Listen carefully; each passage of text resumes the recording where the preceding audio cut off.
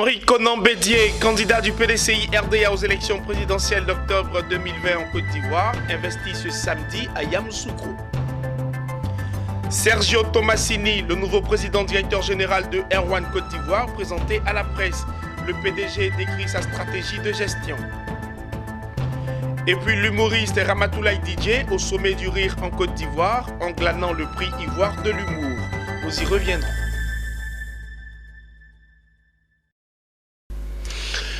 Merci de nous rejoindre pour le journal sur Business 24 à Africa.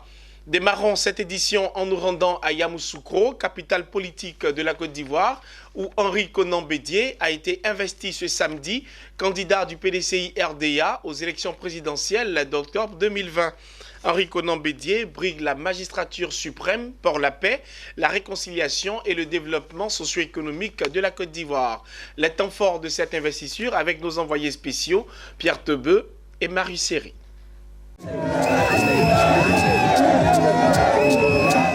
C'est dans une liesse populaire que le Sphinx de Daoukro fait son entrée ce samedi 12 septembre sur la place Jean-Paul II de Yamoussoukro.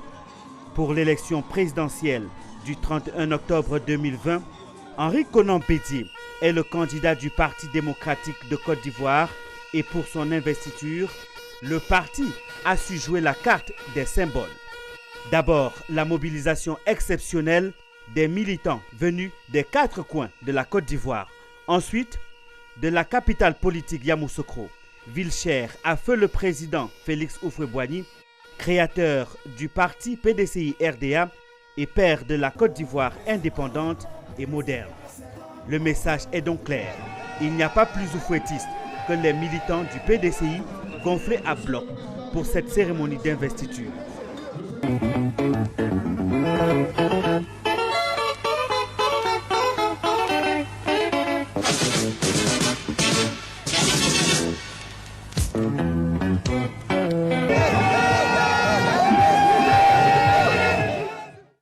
Henri Konan Bédié croit à ses chances d'être le futur président de la Côte d'Ivoire au soir du 31 octobre 2020.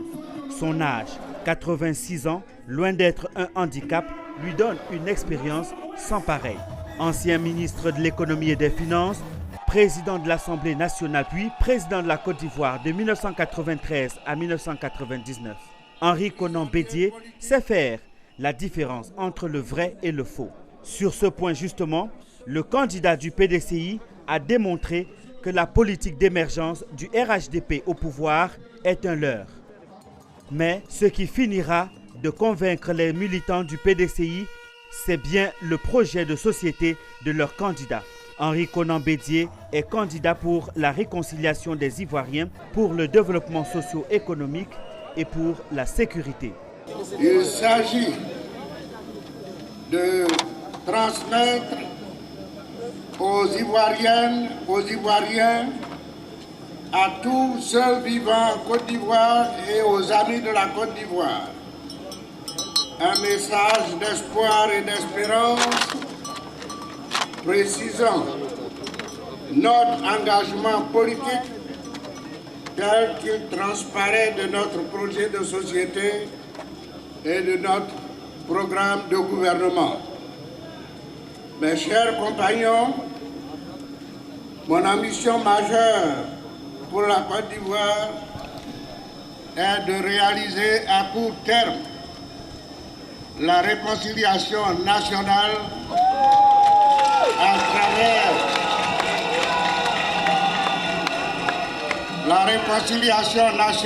travers l'adoption par tous d'un nouveau contrat social pour une Côte d'Ivoire réconciliée, unie et prospère.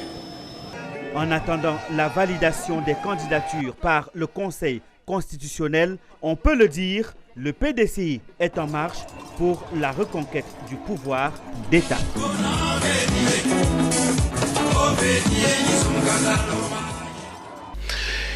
Ils étaient des milliers de militants et sympathisants à prendre part à l'investiture de leur champion. Nos reporters ont recueilli pour vous quelques réactions. On écoute. Toutes les composantes des militants du PDCI ont estimé que le président Bédié est encore bon pour le service. Parce que c'est un homme de sagesse. Un sentiment de joie parce que c'est un candidat qui va faire la majorité, qui est venu avec un message de paix, de réconciliation, de relance de l'économie, un programme qui va permettre de faire plus de social, de permettre aux plus pauvres de bénéficier de la croissance. Et c'est l'ensemble de ces éléments-là que nous allons continuer de véhiculer au sein de la population. Son expérience de la gestion du pouvoir d'État, sa clairvoyance, sa politique de paix, d'unité et d'équité. C'est cela qui va apporter un changement profond à la société ivoirienne demain. Il s'est tenu du 9 au 11 septembre dernier un atelier national de validation d'un mécanisme de financement pérenne de l'agriculture ivoirienne. 2 jours durant, les acteurs du monde agricole ainsi que les partenaires techniques et financiers ont ébauché à travers une étude les possibilités d'une mise en place d'une banque agricole. Le compte-rendu de Mondésir Nascimento et Richard Akeke. C'est un atelier qui a regroupé à Grand Bassam au sud d'Abidjan les acteurs du monde agricole, les partenaires techniques et financiers, mais aussi tout l'écosystème financier en Côte d'Ivoire. 2 jours durant, ils ont mené des réflexions sur les possibilités de mise en place d'une banque agricole capable de répondre aux besoins du secteur de l'agriculture. L'agriculture contribue pour environ 22% du PIB, 40% des recettes d'exportation et emploie près de 2/3 de la population active. Pour pallier à ces difficultés et soutenir le développement du secteur, outre les réformes mises en œuvre pour la structuration des différentes filières, l'État a porté de nombreuses initiatives relativement au financement de l'agriculture, parmi lesquelles la création d'institutions bancaires. Au terme des travaux, la synthèse a été rendue publique. Plusieurs points énumérés, entre autres, la mise en place d'une société anonyme avec 2 branches, dont une microfinance et un fonds. En ce qui concerne l'actionnariat, partie constitution du capital, l'atelier a suggéré que sa composition soit formée par l'État. Au regard des problèmes évoqués lors de ces échanges, tous les acteurs sont donc unanimes sur l'opportunité que représente la mise en place d'une banque agricole. Directeur exécutif adjoint de la FIRCA, acteur clé de cet atelier de validation, optimiste sur la nécessité de cette banque. Et à l'issue de ces échanges, on a pu se rendre compte, que le besoin en financement agricole est énorme et toujours d'actualité, et que jusqu'à présent, les acteurs de ce secteur particulier qui a un grand rôle dans l'économie de la Côte d'Ivoire, comme dans les autres pays africains, ne trouvent pas encore des réponses adaptées à ces besoins sur le secteur, le marché financier. Donc, on a tous été d'accord qu'il fallait mettre en place des mécanismes adaptés, et c'est ce qui a conduit aux principales recommandations. Cet atelier national de validation d'un mécanisme de financement pérenne de l'agriculture ivoirienne est placé sous la coupole du ministère de l'Économie et des Finances.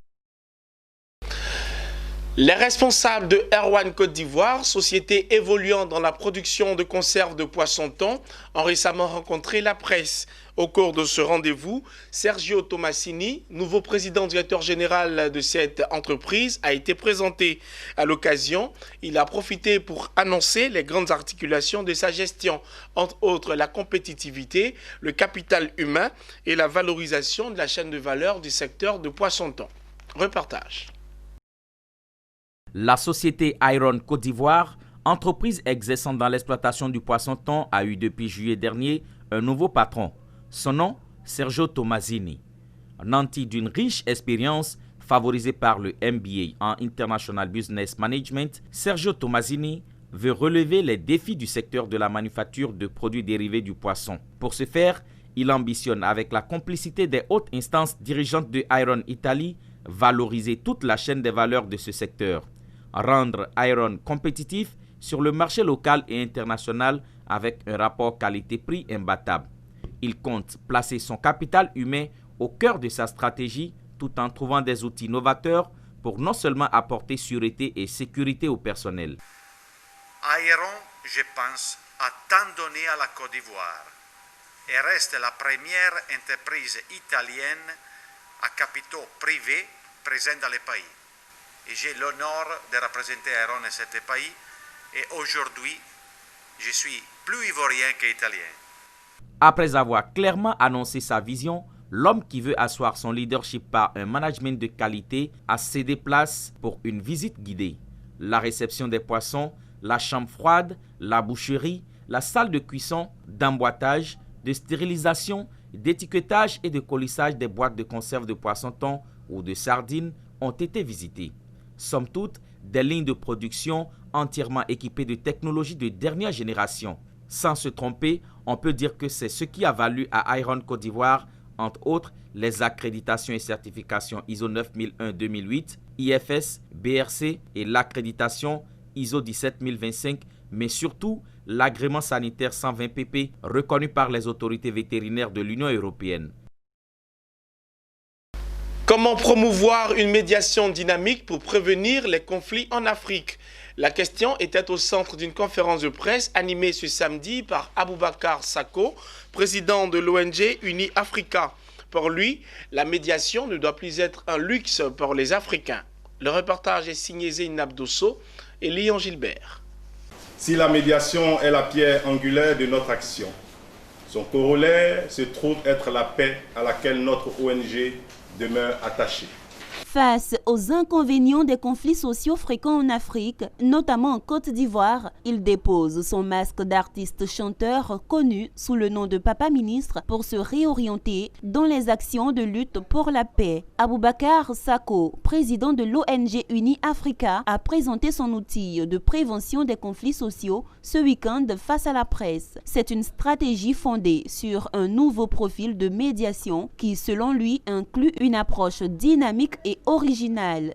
On est apolitique et nous, c'est la médiation et la prévention. C'est-à-dire prévenir, essayer de guérir. Voilà, les conflits qui sont dans des communes, dans des quartiers, et vraiment ne pas rester, comme on appelle, ne pas être actif vis-à-vis de ce qui se passe, parce que nous avons un pays qui est dans le conflit chaque jour, et que cette Côte d'Ivoire doit rayonner encore. Il faut qu'on aspire au développement.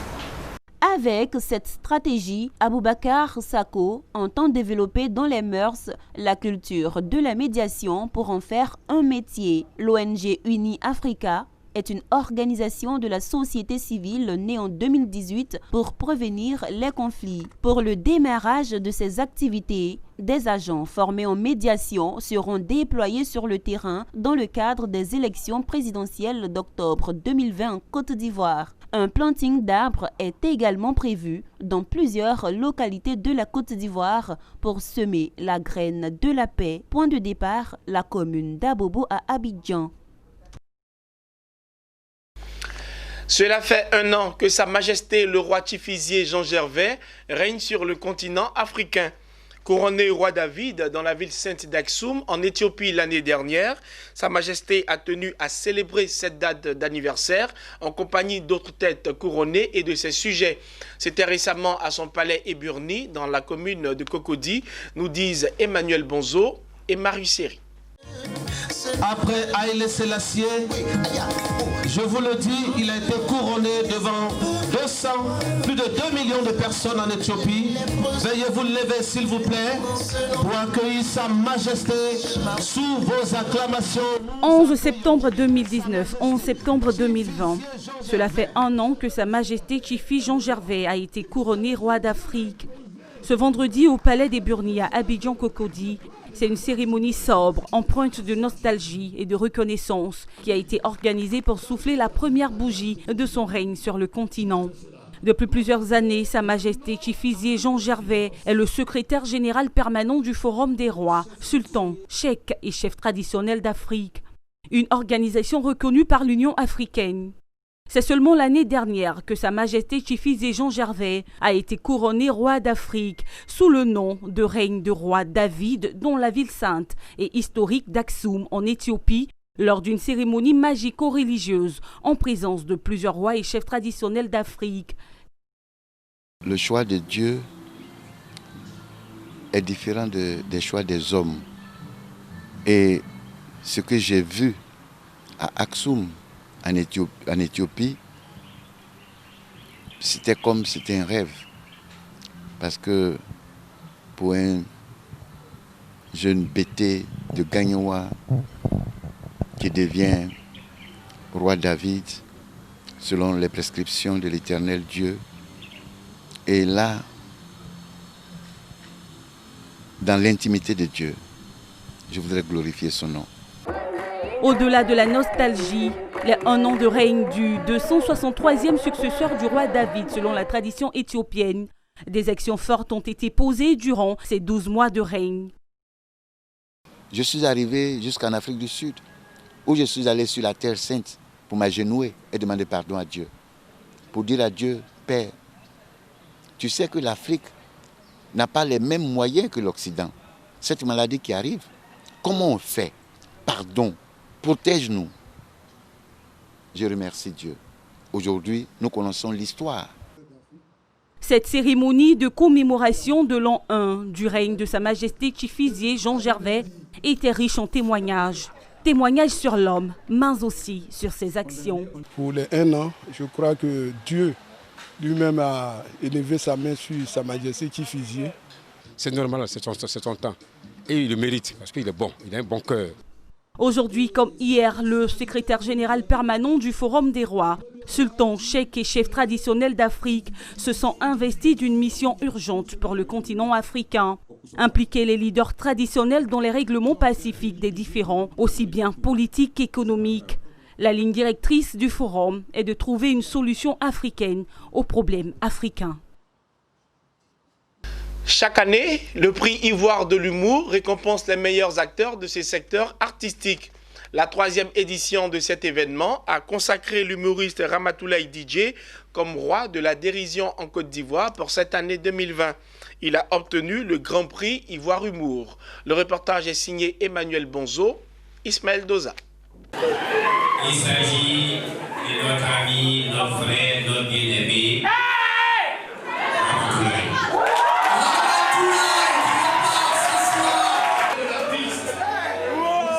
Ramatoulaye DJ sur le toit de l'humour en Côte d'Ivoire. L'humoriste a raflé le Grand Prix Ivoire de l'humour 2020, un événement de distinction des meilleurs acteurs de l'humour ivoirien. Pour cette 3e édition, l'humoriste, également disque jockey, a été consacré meilleur de tous, détrônant ainsi son père, Boukari, sacré meilleur humoriste de l'édition précédente du Prix Ivoire de l'humour. Vraiment, ça fait chaud au cœur.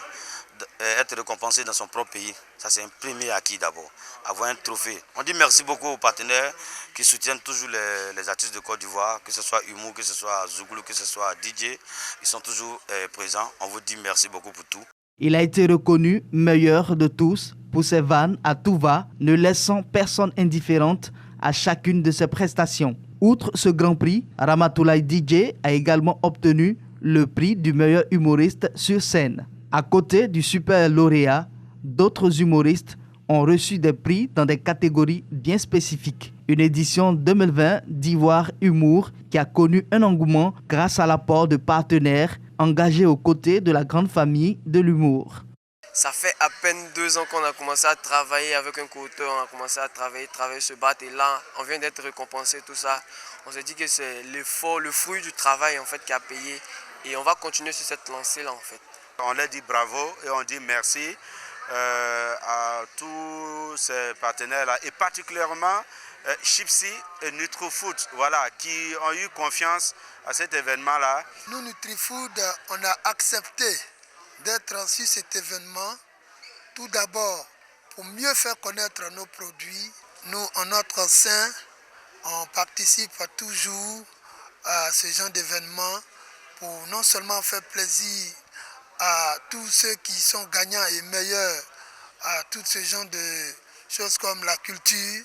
Pour son couronnement de roi de l'humour, Ramatoulaye DJ a obtenu de nombreux présents, notamment le Super Lot, un véhicule d'une valeur de 10 millions de francs CFA. Tellement ému, l'artiste a rassuré ses admirateurs et le public de continuer de mériter leur confiance. Ce journal a été préparé par l'ensemble de la rédaction. Merci de nous avoir suivis. Les programmes se poursuivent sur Business 24 Africa.